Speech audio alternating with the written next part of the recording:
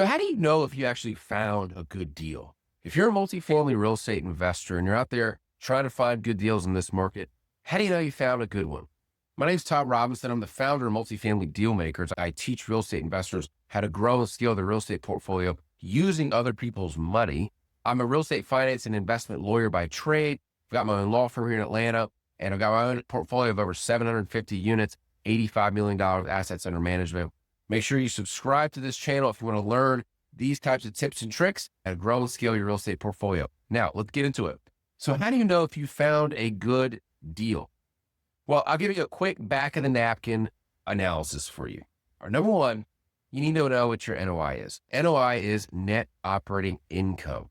How do you know what the NOI is? Ask the broker for the T12 and the rent roll, right? The T12 stands for a trailing 12-month analysis. That's basically the profit and loss statement for the past 12 months. In that document, you should be able to see how much income they generated in a particular month or year. What are their expenses? And what's that bottom number? That bottom number is called your NOI, net operating income. Okay. That right there will tell you how much money is left over after paying off all of the expenses. Now you want to stress test some of these numbers. The expense ratio should not be greater than 50%. So if in this example, there's $100,000 of income and there's $60,000 of expenses and your NOI is 40 grand, not so great. If there's $100,000 of income and your expenses are 30,000 or 40,000, even 50,000, then we're on to the next step because your expense ratio is at least $50,000. So you have this NOI number, it's $50,000 a month.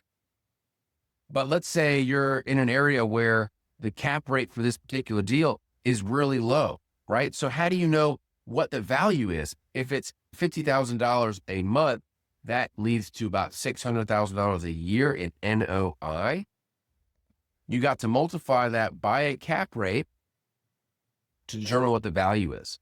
So in this quick example, now, if you're watching this video, just do this math with me. If it's $600,000 a year, let's say it's a 6% cap rate. You multiply $600,000 by 6%. That gets you a valuation of, divided by 6%, not multiply, divided by 6%. That gets you a valuation of $10 million. Okay. So if you're buying a $10 million property under this scenario and you're going to get a $7 million loan roughly, you've got to raise $3 million. We're just trying to see, do the numbers work? So in our example where we have $50,000 of NOI per month, that's not the end of the analysis, because out of that $50,000, we need to pay the mortgage. Okay.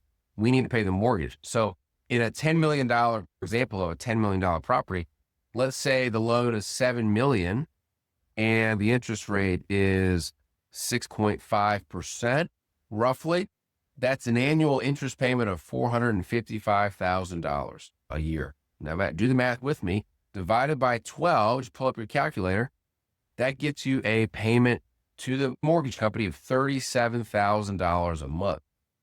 Okay. So in our $50,000 a month example, that's $50,000 of NOI. You've now got to pay $37,000 to the mortgage company. Guess what's left? $13,000. That $13,000 is your actual true cash flow, pure cash flow. Nothing else is going to come out of that. But the analysis doesn't stop there, because that $37,000, that's just your interest payment. Okay. The lender will likely have taxes and insurance escrow. So that $37,000 may now be $45,000. If that's the case, you only have $5,000 a month of pure cash flow. How are you going to pay your investors back with $5,000 a month?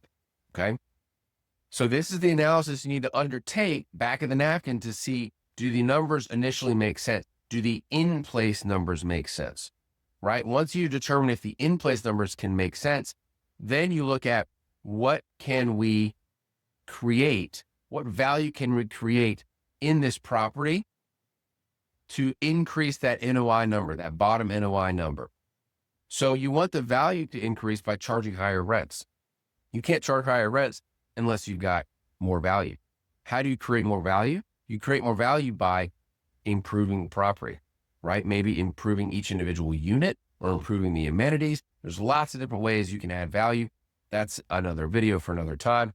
But assuming you increase value and you charge higher rents, and now your NOI is $75,000 a month, right? Well, you've just increased your true, pure cash flow that either goes in your pocket because you bought this property by yourself, or you're using that money to pay your investors. Okay. So this is how you know whether it's a good property or not. Back of the napkin math to understand if you can afford it and you can actually pay investors from the current in-place income in that property.